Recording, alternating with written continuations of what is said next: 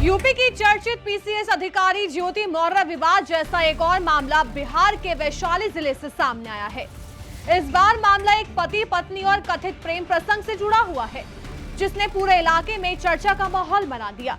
पति का आरोप है कि उसने मजदूरी करके अपनी पत्नी को पढ़ाया लिखाया, नौकरी दिलाने के लिए अपनी जमीन तक बेच दी, लेकिन नौकरी मिलने के बाद पत्नी ने उसे और उसके बेटे को छोड़ दिया। मामला वैशाली जिले के हाजीपुर नगर थाना क्षेत्र का है।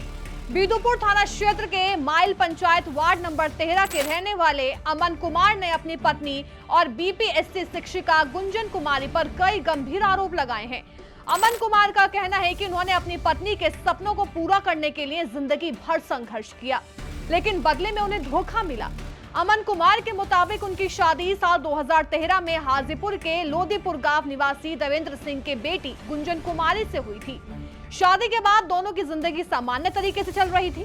कुछ समय बाद उनके घर पर एक बेटे का जन्म हुआ, जिसका नाम आरुष आर्य रखा गया। फिलहाल बेटे की उम्र करीब 10 साल बताई जा रही है। पति अमन कुमार का कहना है कि शादी के समय उनकी पत्नी सिर्फ इंटरमीडिएट पास थी, लेकिन वो आगे पढ़कर शिक्षिका बनना चाहती थी। आर्थिक स्थिति कमजोर होने के बावजूद कभी पत्नी की पढ़ाई में रुकावट नहीं आने दी। अमन मजदूरी करके परिवार चलाते थे, लेकिन इसके बावजूद उन्होंने पत्नी की पढ़ाई जारी रखी। अमन का आरोप है कि साल 2022 में उन्होंने अपनी पैतृक संपत्ति में हिस्से की करीब 1.5 कट्ठा जमीन बेच दी, ताकि पत्नी की पढ़ाई और प्रतियोगी परीक्षा की तैयारी का खर्च उठाया जा सके। इसके बाद गुंजन कुमारी ने ग्रेजुएशन किया, फिर बीएड की पढ़ाई पूरी की और बीपीएससी शिक्षक भर्ती परीक्षा की तैयारी शुरू की। कुछ समय बाद बीपीएससी टीआरई 2 परीक्षा का रिजल्ट आया और गुंजन कुमारी का चयन 6ठी से 8वीं कक्षा की शिक्षिका के रूप में हो गया।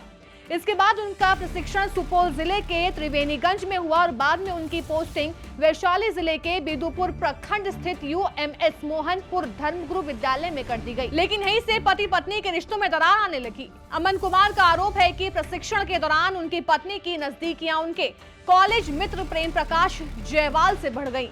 अमन का दावा है कि दोनों पहले से एक दूसरे के संपर्क में थे और प्रशिक्षण के दौरान चोरी छिपे मुलाकात करते थे।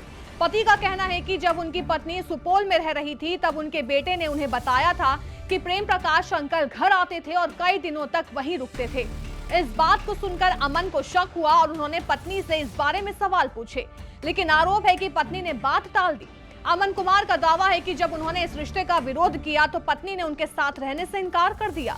पति के मुताबिक जनवरी 2025 में उनकी पत्नी ने दार्जिलिंग घूमने जाने का बहाना बनाया और बेटे को उनके पास भेज दिया।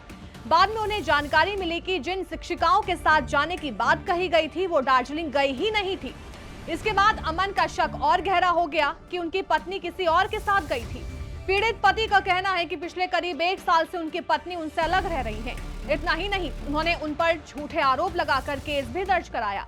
अमन फिलहाल अपने बेटे के साथ अकेले रह रहे हैं और बेटे की पढ़ाई के लिए उसे हॉस्टल में रखा गया है।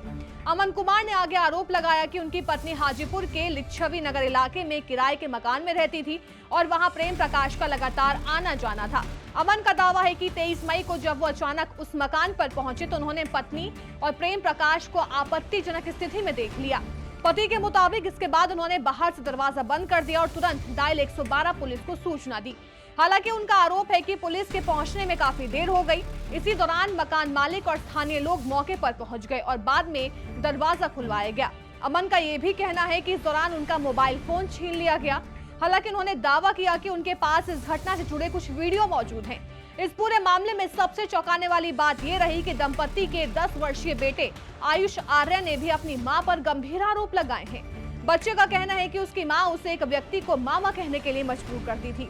विरोध करने पर उसके साथ मारपीट भी की जाती थी।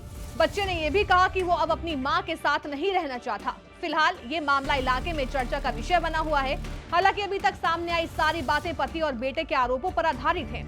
दूसरी तरफ से इस मामले में क्या सफाई आती है, ये भी देखना होगा। पुलिस मामले की जांच कर रही है और अभी किसी निष्कर्ष पर पहुंचना जल्दबाजी होगी।